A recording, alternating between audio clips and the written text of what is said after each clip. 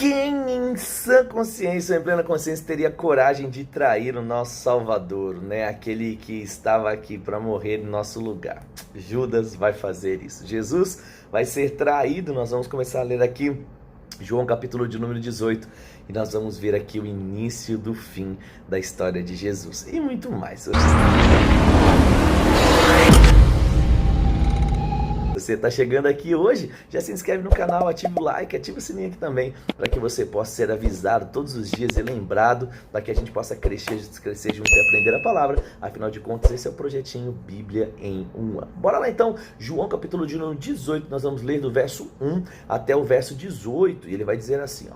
Depois de dizer essas coisas, Jesus atravessou com seus discípulos o vale de Cedron e entrou num bosque das oliveiras. Judas, o traidor, conhecia aquele lugar, pois Jesus tinha ido ali muitas vezes com seus discípulos. Os principais sacerdotes e fariseus tinham dado a Judas um destacamento de soldados e alguns guardas do templo para acompanhá-lo. Eles chegaram ao bosque das oliveiras com tochas, lanternas, armas. Jesus, sabendo que iria acontecer, foi ao encontro dele e disse: "Quem vocês procuram?" "O Jesus, o Nazareno", eles responderam. "Sou eu", disse ele. Judas, o traidor, estava com eles. Quando Jesus disse: "Sou eu", todos recuaram e caíram para trás no chão. Mais uma vez ele perguntou: "A quem vocês procuram?" E novamente eles responderam: "A Jesus, o Nazareno." "Já lhes disse que sou eu", respondeu ele. E mais uma vez, assim, todos que procuravam, não é deixe, uma vez que é a mim que vocês procuram, deixe todos os outros irem embora. Ele fez isso para cumprir sua própria declaração: "Não perdi um só daqueles que me deram." Então Simão Pedro puxou a espada, cortou a orelha direita de Malco, o servo do sumo sacerdote. Jesus, porém, disse a Pedro: "Guarde a sua espada de volta na bainha. Acaso não beberei eu do cálice que meu pai me deu?" Assim, os soldados, seu comandante e os guardas do templo prenderam Jesus e o amarraram. Verso 13. Primeiro levaram Jesus até Anás, pois era sogro de Caifás, o sumo sacerdote daquele ano. Caifás foi quem tinha dito aos outros líderes judeus: "É melhor que um homem morra pelo povo." Simão Pedro, outro discípulo que seguia Jesus, esse discípulo já era conhecido do sumo sacerdote, de modo que lhe permitiram entrar com Jesus no pátio do sumo sacerdote. Pedro teve que ficar do lado de fora do portão, e então um discípulo conhecido do sumo sacerdote falou com a moça que tomava conta do portão, e ela deixou Pedro entrar. A moça perguntou a Pedro: "Você não é de um dos discípulos daquele homem?" "E não", respondeu ele, "não sou não." Como fazia frio, os servos da casa e os guardas tinham feito uma fogueira com carvão e se esquentavam ao redor dela. Pedro estava ali com eles e estava se esquentando também. Para aqui, que é que a gente vai ler o restante a partir do verso 19 na nossa próxima leitura, na leitura de amanhã, porque é um pouquinho por dia. Então, Jesus foi traído, Pedro começou e está aí com ele, mas já começou o negar. E aí, será que Pedro vai negar mais? Será que vai parar? Como será que vai terminar essa história, hein? Bora lá, 2 Crônicas, capítulo de número 26. Agora vamos ver um pouquinho do reinado de Uzias. Bora lá então, né? 2 Crônicas 26, 1. Todo o povo de Judá proclamou Uzias, de 16 anos, novinho, né? Rei como sucessor de seu pai Amazias. Depois que seu pai morreu e se reuniu seus antepassados, Uzias reconstruiu a cidade de Elate e a recuperou para Judá. Uzias tinha 16 anos quando começou a reinar e reinou em Jerusalém por 52 anos. Sua mãe se chamava Jecolias e era de Jerusalém, fez o que era bom aos olhos do Senhor, como seu pai Amazias. Uzias buscou o Senhor, buscou a Deus durante a vida de Zacarias, que o ensinou a temer a Deus. Enquanto o rei buscou a direção do Senhor, Deus lhe deu êxito. É sempre assim, guiado pelo Espírito, é bem sucedido. Verso 6. Uzias declarou guerra contra os filisteus, derrubou os muros de Gate, Jabde e de Asdod. Ele construiu novas cidades na região de Asdod e outras partes da Filístia.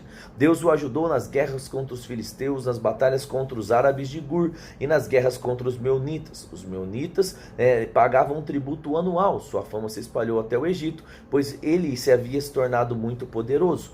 Uzias então construiu torres fortificadas em Jerusalém, junto à porta da esquina, a porta do vale e também no canto do muro. Construiu também fortalezas no deserto, cavou muitas cisternas, pois tinha grandes rebanhos nas colinas de Judá e na planície.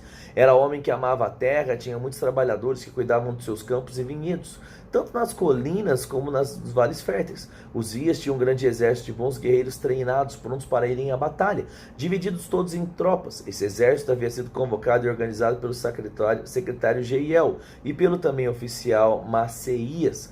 Estavam todos sob o comando de Ananias, um dos oficiais do rei. As tropas de guerreiros valentes que eram comandados por 2.600 chefes de famílias. Verso 13. O exército era formado por uma elite de 307.500 homens. Gente, é muita gente, né? Preparados para ajudar o rei contra qualquer inimigo. Uzias providenciou para todo Israel escudos, lanças, capacetes, couraças, arcos, fundas e de atirar pedra.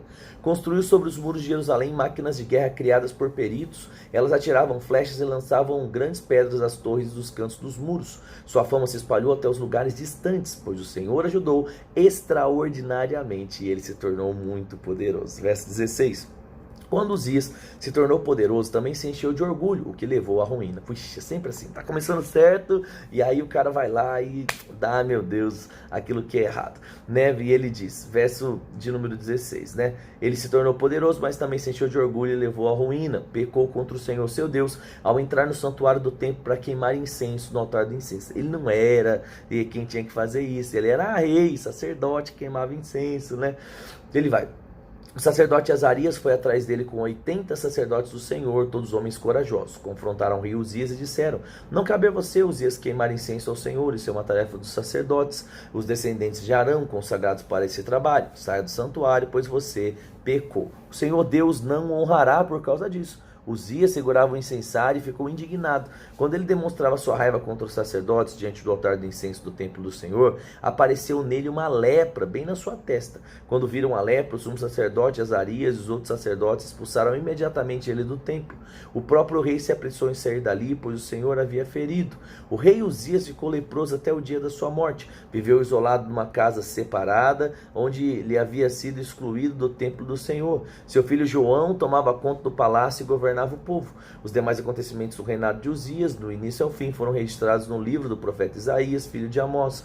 Quando Uzias morreu, foi sepultado com seus antepassados. Seu túmulo ficava num campo próximo ao que pertencia aos reis, pois o povo disse: ele era leproso. Seu filho João, Jotão, foi o seu sucessor.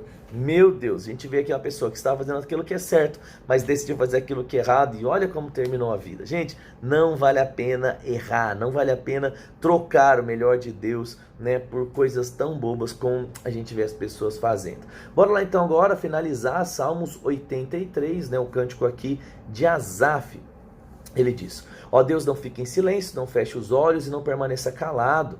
Não ouves porventura o tumulto dos meus adversários? Não vês que os meus inimigos me desafiam? Tramam com astúcia contra o teu povo, conspiram contra os teus protegidos. Eles falam: venha, exterminaremos a nação de Israel, para que ninguém se lembre de sua existência. Sim, em unanimidade decidiram, fizeram um tratado e aliaram-se contra ti.